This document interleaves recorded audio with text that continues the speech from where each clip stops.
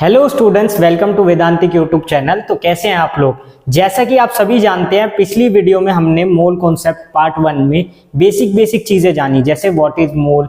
उसके बाद हमने कैलकुलेशन ऑफ मोल्स का भी देखा कि कैसे हम नंबर ऑफ मोल्स को कैलकुलेट करते हैं, ठीक है। उसके बाद हमने मोल फ्रैक्शन को जाना, ठीक है। अब हम उसके आगे की चीजें करने वाले हैं, उसके आगे की चीजों को करने वाले हैं। जैसे कि इस वीडियो में हम percentage wait calculation, percentage volume calculation देखेंगे, मोलैलिटी और स्टोइशियोमेट्री, ठीक है। ये सब हम इस वीडियो में करने वाले हैं, ठीक है। तो हम बेसिक से एडवांस लेवल तक इसको समझेंगे, ठीक है। आइए स्टार्ट करते हैं। सबसे पहले आता है हमारा कंसंट्रेशन टर्म्स। अब कंसंट्रेशन टर्म्स क्या होता है, थोड़ा थोड़ा तो आप समझ रहे होंगे कि इसका संबंध वॉल्यूम, वेट वगैरह से होगा। हाँ, वही है सॉल्यूशन तो आपने पढ़ा ही होगा 9th-10th में। नहीं भी पढ़ा तो थोड़ा सा बेसिक में बता देता हूँ। सॉल्यूशन हमारा दो चीजों से मिलकर बनता है। किससे? दो चीजों से। वो दो चीज क्या है? पहला है सॉल्यूट, दूसरा सॉल्वेंट। अब आगे की चीजें आप खुद रिकॉल कर लो, ठीक है।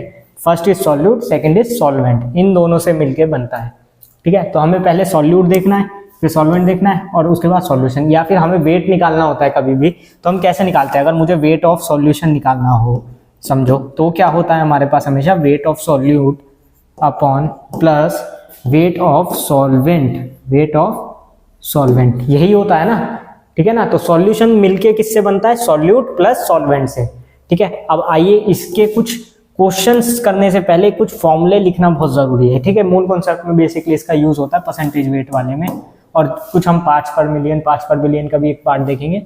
तो परसेंटेज बाय वेट ये मैं लिख देता हूं, और परसेंटेज बाय वॉल्यूम दोनों का देखते हैं, दोनों का देखेंगे। एक जैसा ही फॉर्मूला है, थोड़ा सा ही चेंज है, मतलब एक का याद कर लिया, दूसरे का अपने आप हो जाएगा। क्या होगा? Wait of solute into 100 upon weight of solvent. मतलब आपको क्या चाहिए सिर्फ क्वेश्चन में? वेट ऑफ सॉल्यूट और वेट ऑफ सॉल्वेंट। या अगर सॉल्यूशन ये सॉल्यूशन होगा, वेट ऑफ सॉल्यूशन, ठीक है। ये थोड़ा सा गलत है, वेट ऑफ सॉल्यूशन होता है, ठीक है। यहां पर होता है वॉल्यूम ऑफ सॉल्यूट। इसको समझाता हूं मैं अभी, पहले फॉर्मूला लिख देता हूं। वेट ऑफ सॉल्यूशन इंटू 100, तो एक जैसा ही है, देख लो, ठीक है। एक जैसे ही है, बस यहाँ वेट आ रहा है, यहाँ वॉल्यूम आ रहा है, ठीक है। सॉल्यूशन हुआ। तो अगर आपको क्वेश्चन में अगर सॉल्यूट का वेट दिया हुआ है और सॉल्वेंट का दिया हुआ है, दोनों का भी दिया हुआ है, तो आप सॉल्यूशन का वेट निकाल लेंगे उन दोनों को ऐड करके। और अगर सॉल्यूशन का दिया है और सॉल्वेंट का दिया है तो क्या ही बात, वो तो डायरेक्टली हो जाएगा, ठीक है ना। और यहाँ पर भी सेम होता है, ठीक है। परसेंटेज वॉल्यूम वाले में वॉल्यूम ऑफ सॉल्यूट प्लस वो upon volume of solution into 100 क्यों किया जा रहा है? परसेंटेज निकालने के लिए। परसेंटेज निकालने के लिए 100 से मल्टीप्लाई कर देते हैं, ठीक है। ये हो गया। अब हमारा आता है पार्ट्स पर मिलियन। ये दो पार्ट है, क्या बोलते हैं हम इसको? पार्ट्स पर मिलियन, ठीक है। पार्ट्स पर मिलियन। इसकी स्मॉल फॉर्म क्या है? पीपीएम। और एक और होता है पीपीबी, यानी पार्ट्स पर बिलियन। तो इसको समझने के लिए बहुत सिंपल है, इसका सिर्फ आपको फॉर्मूला याद होना चाहिए, ठीक है। पार्ट्स पर मिलियन का भी और पार्ट्स पर बिलियन का भी क्या होता है? Wait of solute upon weight of solution, ठीक है। Wait of solute upon weight of solution. अब इसमें 100 से मल्टीप्लाई नहीं करना, हमें परसेंटेज तो निकालनी नहीं है, हमें क्या निकालना है? पार्ट्स पर मिलियन। 1 मिलियन में कितना होता है? 10 लाख रुपए। 10 लाख रुपए मतलब 10 की पावर कितनी? 6। गिन लो जाए तो 1 0 3 4 5 6, ठीक है। 1s 10s 100 1000 10,000 lakh 10 लाख, ठीक है। 10 की पावर 6 हो गया ना। 1 2 3 4 5 6, 10 की पावर 6, ठीक है। अब इसमें क्या कर देंगे? मल्टीप्लाई कर देंगे 10 की पावर 6 से। पार्ट्स पर मिलियन बन गया, ठीक है। सेम फॉर्मूला नीचे लिखो, weight of solute upon weight of solution और multiply by 10 raise to the power. अब कितनी हो जाएगी? 1 बिलियन मतलब होता है 100 करोड़। कितना? 100 करोड़। तो उसमें कितनी जीरो होगी, बहुत लोगों को तो गिननी भी नहीं आ रही होगी। तो सिंपल मैं बताता हूँ, इसमें देख लो 10 लाख में कितना मल्टीप्लाई करते जाएंगे कि 100 करोड़ हो जाए। तो 10 लाख में अगर 10 से मल्टीप्लाई करूंगा कितना होगा 1 करोड़, फिर 10 से मल्टीप्लाई किया 10 करोड़, फिर 10 से मल्टीप्लाई किया 100 करोड़। तो 3 बार 10 से मल्टीप्लाई की यानी कि 10 की पावर 3 इंटू 10 की पावर 6 कितना आ गया 10 की पावर 9। सिंपल। तो यहाँ किससे मल्टीप्लाई होगी 10 की पावर 9, ठीक है, पार्ट्स पर मिलियन। तो सिंपली पार्ट्स पर मिलियन में हमने 10 की पावर 6 से मल्टीप्लाई कर दिया wait of solute upon weight of solution को, और इस वाले में हमने 10 की पावर 9 से कर दिया। तो सिंपल था ना। क्वेश्चंस भी कर लेते हैं अब कुछ। अब हमने 1-2 फॉर्मूले देख ही लिया है तो क्वेश्चन भी कर लेते हैं, ठीक है। क्वेश्चन सिंपल है ये, a solution contains 20 gram of urea dissolved in 80 gram of water, the percentage by weight, इसको पकड़ लो, परसेंटेज बाय वेट क्या पूछा है क्वेश्चन में, ये पहले अंडरलाइन करो, ठीक है। और किसका पूछा है, यूरिया का, इन द सॉल्यूशन, ठीक है। तो सॉल्यूशन में क्या क्या चीज है, पहले ये डायग्राम बना लिया करो, सॉल्यूशन में क्या क्या चीज है, ये मैं आपको ट्रिक बता रहा हूं क्वेश्चन करने की, ठीक है। सबसे पहले क्या है 20 gram of urea, 20 gram of urea, urea को कैसे लिखते हैं NH2CO NH2, ऐसे लिखते हैं ना NH2CO NH2, ठीक है। और दूसरा है मेरे पास 80 gram of water, 80 gram of H2O, ये दोनों है मेरे पास, ठीक है। सॉल्यूट सॉल्वेंट किसी को भी मान लो, क्या ही फर्क पड़ता है, ठीक है। अब देखो, ठीक है, ये दोनों चीज मेरे पास है। अब मुझे क्या निकालना है, मुझे तो यूरिया के लिए निकालना है ना, मुझे तो यूरिया के लिए निकालना है। ये मेरा क्या हो गया सॉल्यूट, ये मेरा सॉल्यूट हो गया। तो मुझे परसेंटेज वेट निकालना है यूरिया के लिए, परसेंटेज वेट। तो W सॉल्यूट चाहिए मुझे, इसका क्या चाहिए W सॉल्यूट, वो मुझे गिवन है कितना 20, और नीचे अपॉन में क्या आता है वेट ऑफ सॉल्यूशन। तो निकालना क्या है, वेट ऑफ सॉल्यूशन निकालना है, फिर तो क्वेश्चन आराम से हो जाएगा। वेट ऑफ सॉल्यूशन ही तो निकालना है मुझे, अगर वेट ऑफ सॉल्यूशन आ गया तो क्वेश्चन हो गया, ठीक है। तो वेट ऑफ सॉल्यूशन निकालो, वेट ऑफ सॉल्यूशन क्या होगा, wait of solute plus weight of solvent, weight of solvent. कितना सिंपल है, देखो वेट ऑफ सॉल्यूट गिवन है 20 प्लस सॉल्वेंट का कितना है 80, कितना आ गया 100 ग्राम, 100 ग्राम्स आ गया। अब मुझे जो वेट ऑफ सॉल्यूशन चाहिए उसकी मल्टीप्लाई इससे कर देंगे, ठीक है, उसकी मल्टीप्लाई इससे कर देंगे तो हमारा आंसर आ जाएगा, ठीक है। तो 100, ये 100 इससे कट जाएगा, कितना बचेगा 20%। तो आंसर कौन सा होगा C। आप देखो आपको समझ आया कि नहीं, क्या किया हमने, ये देखा सॉल्यूट कौन सा है हमारा यूरिया है, ठीक है, उसका हमें वेट दिया हुआ था, वेट हमें मिला हुआ था, तो हमने उसका वेट रख दिया into 100 upon weight of solution, जो कि हमारा कितना आया 20 प्लस 80 करके 100, उसको भी रखा 100 से 100 कट गया 20% आंसर, खत्म। तो सिंपल क्वेश्चंस आते हैं, basic question. Next is molality and molarity. हाँ, अब कंसंट्रेशन टर्म्स में 2 चीजें और है, मोलैलिटी और मोलैरिटी, इसको समझते हैं। इन दोनों के आपको बेसिकली बस फॉर्मूला पता होना चाहिए, ठीक है। आपको नंबर ऑफ मोल्स निकालने आ गया ना, इसलिए बेसिकली पहले हमने नंबर ऑफ मोल्स निकालना सीखा था, ठीक है। नंबर ऑफ मोल्स निकालना आ गया तो अब आप मोलैरिटी को भी इजीली कर सकते हैं, ठीक है। तो मोलैरिटी आपका क्या होता है, सबसे पहले मैं लिख देता हूं फॉर्मूला इसका।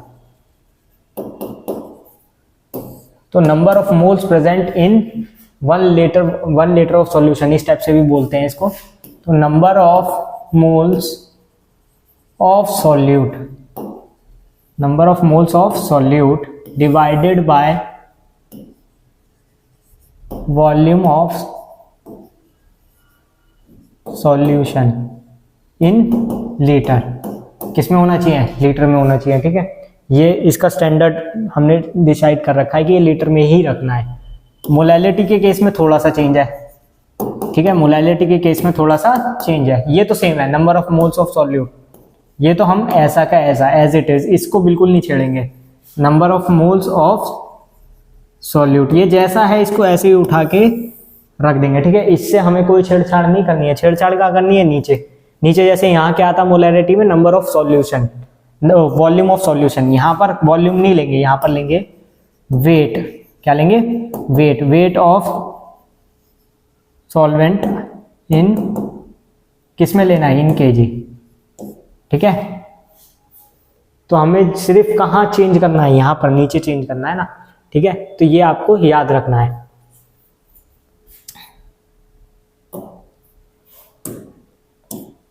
क्वेश्चन कर लेते हैं, एक दो क्वेश्चन देखेंगे तो और ज्यादा इजीली समझ आएगा। ठीक है, जैसे क्वेश्चन है, a solution contains 3.6 gram of NaCl in 500 ml of water. ठीक है, तो हमें दे दिया है सॉल्यूशन जिसमें क्या क्या है, NaCl है और वाटर है। What is the molarity of the solution. ठीक है, तो इसमें मोलैरिटी पूछी है सॉल्यूशन की। अब वो कैसे निकालेंगे, देखो सबसे पहले मुझे क्या चाहिए था, सबसे पहले तो number of moles of solute निकालो। सबसे पहले क्या निकालो, number of moles of solute. ठीक है, कितना दिया हुआ है वो, सबसे पहले क्या निकालो, number of moles of solute. ठीक है, या N लिख दूं इसको, कैसे निकलेगा वो, किसके लिए निकालना है, NaCl के लिए। NaCl के लिए, NaCl का मोलर मास कितना होता है, 40 होता है ना। 23 प्लस Cl का कितना होता है, नहीं 23 प्लस 35.5 कितना होगा, 58.5 होगा, सॉरी वो NaOH का होता था। ये होगा हमारा NaCl का 58.5 ग्राम। ठीक है, ये सही टाइम पे याद आ गया। तो पहले नंबर ऑफ मोल्स निकालने के लिए गिवन वेट कितना है, 3.6 डिवाइडेड बाय 58.5। अभी इसको छेड़ते नहीं है, इसको ऐसे ही रखते हैं। ठीक है, अभी इसको छेड़ते नहीं है, नंबर ऑफ मोल्स को इतना ही रखते हैं, number of moles of solute को। ठीक है, और जो हमें सॉल्यूशन दिया हुआ है, मतलब जो हमें वॉल्यूम मिला है वो मिला है 500 ml। ठीक है, वॉल्यूम इसको डायरेक्ट लिख सकते हो, वॉल्यूम कितना है 500 डिवाइडेड बाय कर दो 1000। क्यों, ये क्यों किया, क्योंकि लीटर में चेंज करना था ना, पहले हमें मिला था ml में, हमें लेना है लीटर में, तो क्या किया 1000 से डिवाइड कर दिया, वॉल्यूम भी आ गया। अब वॉल्यूम पता चल गया, नंबर ऑफ मोल्स पता चल गया, मोलैरिटी तो अब निकल ही जाएगी। मोलैरिटी निकालना कौन सी बड़ी बात है, क्या करो, बस इसको उठा के यहाँ रख दो, इसको उठा के यहाँ रख दो। अब तो सिर्फ कैलकुलेशन वाला पार्ट ही बचा है ना, अब और तो कुछ नहीं बचा। क्या करो, 3.6 डिवाइडेड बाय 58.5 और नीचे क्या आएगा, नीचे 0.5। अब इसको ऊपर ले जाओ तो ये 2 आ जाएगा। ठीक है, ये 2 आ जाएगा ना, 1/2 भी तो लिखते हैं इसको, इसको ऐसे भी लिख सकते हैं ना 1/2, तो 2 ऊपर आ जाए इस टाइप से। ठीक है, तो ये हो जाएगा लगभग 7.2 डिवाइडेड बाय कितना 58.5। ठीक है, ये लगभग 1/8 के आसपास आ जाएगा लगभग। मैं मतलब नॉर्मल कैलकुलेशन ले रहा हूँ कि 1/8 कुछ आएगा, और वो कितना होता है 0.12 कुछ आता है, 0.12 कुछ आता है। ठीक है, 1296, हाँ 0.12। तो यहाँ पर कौन सा मैच कर रहा है, केवल एक ही है 0.12 का। ठीक है, तो इस किस तरह से मैंने किया, मैंने पहले number of moles of solute निकाल लिया। ठीक है, फिर वॉल्यूम कितना गिवन था 500/1000, 500/1000। ठीक है, कितना आ गया 1.5 लीटर या फिर 0.5 लीटर। ठीक है, मोलैरिटी मैंने निकाल दी, इसकी फॉर्मूले में लग के, ये तो आप कर लोगे ना, फिर बाद का, ये तो बाद का आप काम कर लोगे ना, number of moles of solute divided by volume. Volume किस में होना चाहिए, लीटर में होना चाहिए, ये जरूर याद रखना, लीटर में रखना है। अगर आपने ml में रख के कर दिया तो आंसर बहुत ज्यादा आएगा या फिर आपका आंसर गलत आएगा, मतलब वो एक ही बात है, मतलब गलत ही हो जाएगा क्वेश्चन अगर आप लीटर में नहीं चेंज करेंगे। तो यूनिट कन्वर्जन का बहुत ध्यान रखना है। ठीक है, तो हम चेंज करते हैं नेक्स्ट क्वेश्चन की तरफ। अब ये नेक्स्ट क्वेश्चन हमारा मोलैरिटी वाला आ गया। एक मोलैरिटी का किया है तो एक मोलैरिटी का भी कर लेते हैं। इसमें क्या पूछा गया है, the molarity of a solution prepared by dissolving 9 gram of urea in 100 gram of water. अब वाटर कितना लिया है 100 ग्राम, यूरिया 9 ग्राम। यूरिया का पहले फॉर्मूला क्या होता है NH2CO NH2। इसका मोलर मास कैलकुलेट करते हैं पहले तो NN। ठीक है, तो ये हो जाएगा 14 प्लस 2 H2 का 2 12 प्लस 16 प्लस अगेन 14 प्लस 2, इस सबको ऐड कर दो 16 28 44 58 60, कितना आ गया 60 ग्राम। ठीक है, ये सिर्फ मैंने डायरेक्ट निकाला था, वैसे तो आपको याद भी होगा यूरिया का। ठीक है, तो कितना है मोलर मास 60 ग्राम। ठीक है, और दूसरा गिवन मास कितना है, गिवन मास है 9 ग्राम। ठीक है, नंबर ऑफ मोल्स आ जाएगा कितना, small m upon capital M।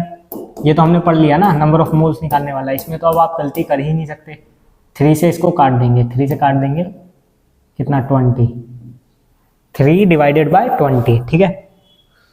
अब हमें क्या चाहिए थी, मोलैलिटी, हमें तो मोलैलिटी चाहिए ना, सॉल्यूशन की मोलैलिटी निकालनी है, ठीक है। सॉल्वेंट का वेट लेते हैं इसमें, वेट ऑफ सॉल्वेंट कितना है यहाँ पे 100 ग्राम, इसको 1000 से डिवाइड कर देंगे क्योंकि केजी में लेना है, 1/10 या 0.1, ठीक है, 0.1 kg ऐसे लिख सकता हूँ ना मैं इसको, 0.1 kg, ठीक है। तो मेरे पास वेट ऑफ सॉल्वेंट भी आ गया। अब क्या करना है, अब सीधा फॉर्मूला लगाओ। फॉर्मूला क्या था, मोलैलिटी का, number of moles of solute जो कि है 3/20, या इसको मैं अगर सॉल्व कर दूं, अगर मैं इसको सॉल्व कर दूं, मान लो 100/100 करूं, 10⁻⁻2 आ जाएगा, 300/2 30/2 15, 0.15 आ जाएगा, नहीं कितना आ जाएगा 0.15 आ जाएगा, ठीक है। और ये हो गया हमारा पास 0.15 अपॉन 0.1, ठीक है, इतना ही हो रहा है ना। ये एक बार चेक कर लो, ठीक है। तो इसको जब हटाएंगे तो एक हट जाएगा, कितना आ जाएगा 1.5, हाँ ठीक है, कैलकुलेशन एकदम ठीक है यार। 3/20 रख के भी कर लो, 3/20 और इसको 1/10 नहीं रखो, ये कट जाएगा 2, 3/2 1.5, ऐसे भी तो ठीक ही आ रहा है, ऐसे भी ठीक ही आ रहा है, ठीक है। तो 1.5 मोलर, ठीक है, तो ये आ जाएगा हमारा मोलैलिटी। तो मोलैलिटी निकालना भी सिंपल था।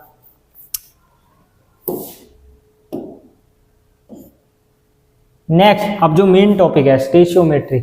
अब ठीक है, ये क्या होता है, स्टोइचियोमेट्री क्या होगा, तो इसमें हमें इक्वेशन और जो रिएक्शन लिखते हैं उसकी जो इक्वेशन होगी उसको बैलेंस करना बहुत जरूरी है। उसको बैलेंस करने के बाद उसमें लिमिटिंग रिएजेंट वाला भी एक टॉपिक हम करेंगे इसमें आगे, कि लिमिटिंग रिएजेंट क्या होता है, कैसे वो डिसाइड करता है कि इसमें कितने मोल्स बनेंगे प्रोडक्ट में, ठीक है। तो इसको एक बार आप पढ़ लीजिए।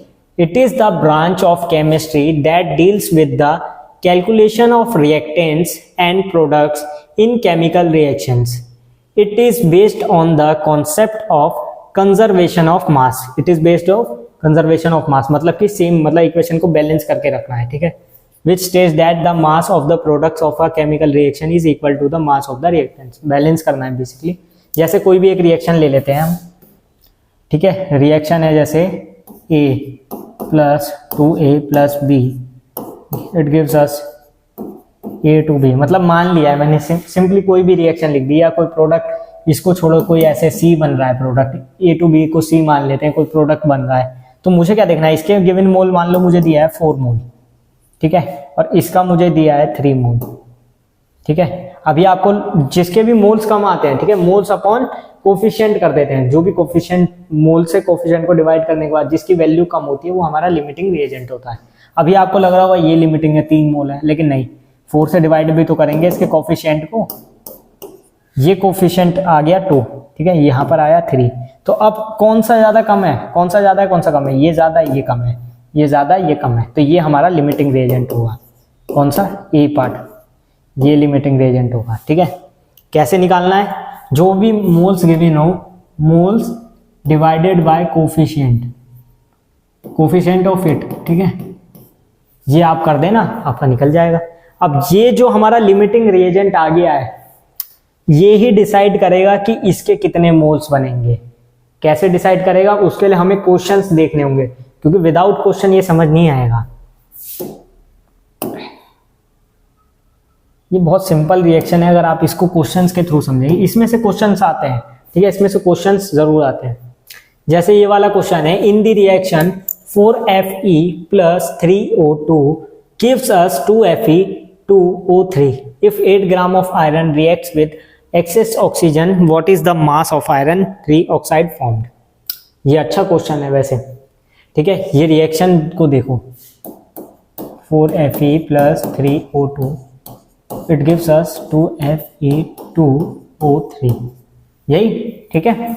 अब इसमें बैलेंस चेक कर लो पहले तो, कि इक्वेशन बैलेंस है या नहीं। तो देखो, Fe के 4, यहाँ पर भी 4, ऑक्सीजन के कितने आने चाहिए, 6, यहाँ पर भी 6, तो बैलेंस तो ये है, बैलेंस तो ये पहले से, अब हमें इसमें कोई मेहनत नहीं करनी है, बैलेंस तो ये पहले से हो चुकी है, ठीक है।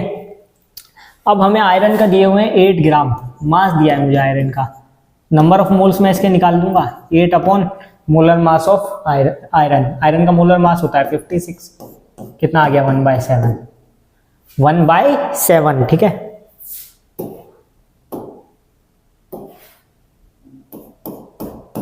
वन बाई 7 आ गया था, हमने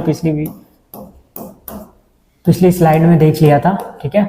Fe2O3 1/7, इसके मोल्स तो मुझे पता चल गए कि 1/7 है, इसके मुझे पता नहीं, इसकी भी मुझे पता नहीं। अब इसमें लिमिटिंग रिएजेंट कौन है, तो इनका क्वेश्चन पढ़ो, इन्होंने पहले ही बता दिया कि कौन लिमिटिंग रिएजेंट है। कैसे? Iron reacts with excess oxygen. Excess oxygen का मतलब क्या है कि ऑक्सीजन एक्सेस में है, तो लिमिटिंग में कौन है, आयरन, यानी ये पहले एग्जॉस्ट होगा। लिमिटिंग रिएजेंट वही होता है ना जो पहले एग्जॉस्ट होता है, ठीक है। तो यानी कि हमारा लिमिटिंग रिएजेंट पहले से हमें नोन है, कौन, आयरन, और इसके मोल्स कितने हैं 1/7। और अब इसके कोफिशिएंट से डिवाइड कर दो तो कितना आएगा, वो चेक करने के लिए होता है वैसे लिमिटिंग रिएजेंट वाला, पर यहाँ हमें जरूरत नहीं है उसकी, ठीक है। तो अभी उसके बिना भी काम चल जाएगा, हमें तो सिर्फ मोल्स पता होने चाहिए थे, मोल्स पता चल चुके हैं, लिमिटिंग रिएजेंट पहले से पता है। नहीं पता होता तो हम वही वाला केस करते, पहले मोल्स निकालते, फिर कोफिशिएंट से डिवाइड करते, फिर चेक करते कि कौन सा वाला है, ठीक है। अब हमें बताना है कि इसके कितने मोल बनेंगे, तो यहाँ देखो इसमें बहुत ही अच्छा यूनिटरी मेथड लगाएंगे। 4Fe से कितने मोल्स बन रहे हैं, 2 मोल्स ऑफ Fe2O3, ठीक है, या 4 मोल्स ऑफ Fe से कितना बनना है, 2 मोल्स ऑफ Fe2O3। तो 1/7 मोल ऑफ Fe से कितना बनेगा, क्योंकि मोल्स तो हमारे 1/7 निकले हैं ना इस रिएक्शन के लिए, कितना हो जाएगा 2 इंटू इसको क्या करेंगे, डिवाइड में ले जाएंगे, ठीक है, और मल्टीप्लाई में 1/7। समझ में आया क्या करा, यूनिटी मेथड लगा दिया, ये डिवाइड हो जाएगा, ये मल्टीप्लाई हो जाएगा, ठीक है। कितना हो जाएगा 1/2 या 1/14, 1/14 मोल्स। तो मोल्स तो हमने निकाल लिए, इसके कितने हैं 1/14, ठीक है, कोई दिक्कत। 2 इंटू 1/7 अपॉन बाय 4, ठीक है, अपॉन 4, ठीक है। तो हमने क्या निकाल लिए, नंबर ऑफ मोल्स निकाल लिए। समझ आ गया। अब आगे हमें बताना ये नहीं था, अगर सिर्फ इतना बताना होता कि नंबर ऑफ मोल्स बता दो इसके, तो छुट्टी खत्म हो जाता। लेकिन हमसे पूछा क्या है, हमसे पूछा है मास ऑफ आयरन। तो अभी क्वेश्चन खत्म नहीं हुआ, हमें मास भी तो निकालना है। और अगर हमें इसके मोल्स पता चल चुके हैं तो क्या मैं इसका गिवन मास नहीं निकाल सकता हूं, क्योंकि नंबर ऑफ मोल्स का फॉर्मूला क्या होता है, small m upon capital M। तो मुझे m निकालना है, यानी मोलर मास निकालना है इसका पूरे का। वो कितना हो जाएगा, यहां पर देखो, जैसे Fe 56, ठीक है, और ये कितना हो जाएगा, Fe2 है ना, तो 56 इंटू 2 प्लस O3 के लिए कितना 3 इंटू 16, 3 इंटू 16 48 प्लस 112 160 आ गया, पूरे का 160 आ गया ना। Fe2O3 का मोलर मास कितना आ गया 160, और गिवन मास मुझे निकालना ही है। नंबर ऑफ मोल्स गिवन है कितने 1/14, 1/14, समझ आ गया ना।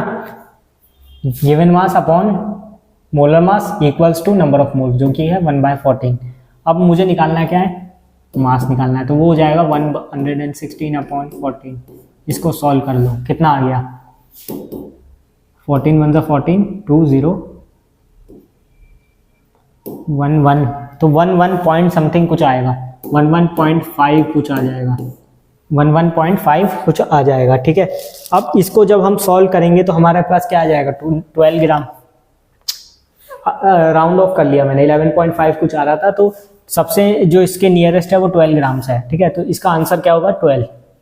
ये समझ आ गया आपको कैसे किया। हमें क्या निकालना था, मास ऑफ आयरन, ठीक है, mass of iron oxide, mass of iron oxide यानी ये वाला, इसका पूरे का मुझे मास निकालना था, ठीक है। सबसे पहले मैंने क्या किया, मुझे इसके मोल्स पता होंगे तभी तो मैं इसका मास निकाल पाऊंगा, तो उसके मोल्स निकालने के लिए हमने स्टाइशियोमेट्री का यूज किया, ठीक है। सबसे पहले आयरन का नंबर ऑफ वेट दिया हुआ था, तो उससे मैंने नंबर ऑफ मोल्स निकाल लिए, नंबर ऑफ मोल्स निकाल लिए इसके 1/7, ये तो आपने इजीली कर लिया होगा 8/56 1/7, ठीक है। अब इसके इतने मोल से इतने बन रहे हैं, तो इतने मोल से कितने बनेंगे, ये इंटू ये डिवाइडेड बाय ये, यूनिटरी मेथड, ठीक है। 1/14 मोल्स आ गया, 1/14 मोल्स हमारे पास आ गए, किसके, इसके। अब इसके मोल्स आ गए, तो इसका गिवन मास भी निकल जाएगा, क्योंकि नंबर ऑफ मोल्स क्या होता है, गिवन मास अपॉन मोलर मास। मोलर मास निकाल लिया हमने, उससे इसको कर दिया सॉल्व। सिंपल, यही तो करना था।